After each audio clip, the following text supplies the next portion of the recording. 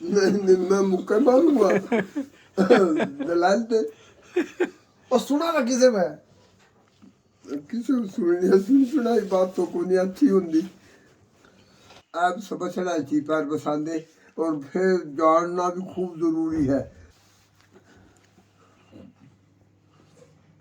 गोकल सादा ममदली की सदा नहीं, दो बाण थी। एक बाण थी बिस्मिल्लाह छोटी, वो खैरू ने ब्याई थी। खैरू यहाँ लाई रही।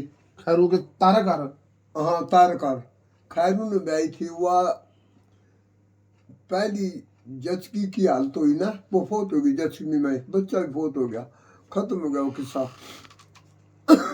खैरू फिर दूसरी जगह ब्याह गा कितने अपना लंबी लंबी, तो इस वास्ते जाने थे गोकल। बस वो अल्लाह करे एक भी नक्श नहीं होना चाहिए।